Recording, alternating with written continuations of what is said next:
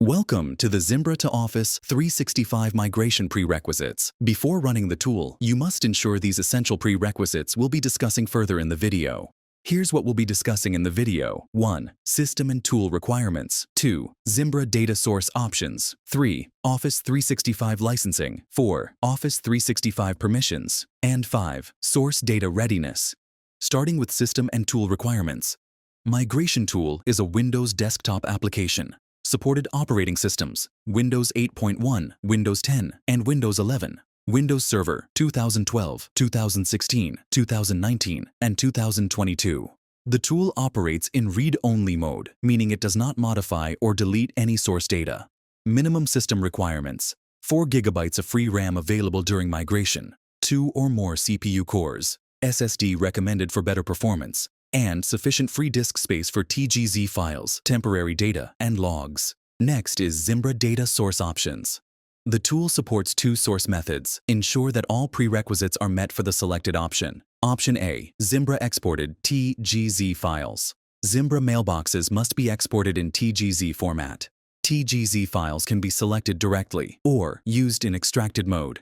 TGZ data must be stored on a local drive or a mapped network drive accessible from Windows. The Windows account running the tool must have read permissions for the TGZ files or extracted folders. Note: using the extracted TGZ option reduces loading time. Option B, hosted Zimbra. Zimbra mailboxes must be accessible via IMAP. Required details: Zimbra server, hostname or IP address, IMAP port number, valid mailbox credentials for each user.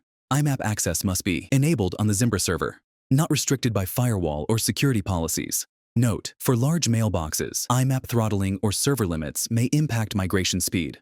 Next, let's look at the Office 365 licensing requirements. All Office 365 accounts involved in the migration must have a valid Microsoft 365 license assigned and an active provisioned mailbox. This requirement applies to both the end-user mailboxes and the administrator account performing the migration. Now, the Office 365 permission requirements. The permissions required depend on your migration scope.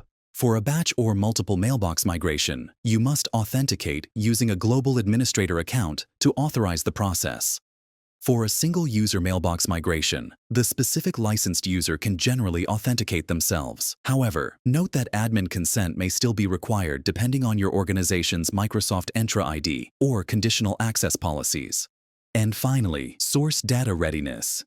Ensure TGZ files are complete or Zimbra IMAP mailboxes are active and accessible. No changes to the Zimbra server configuration are required for TGZ-based migration.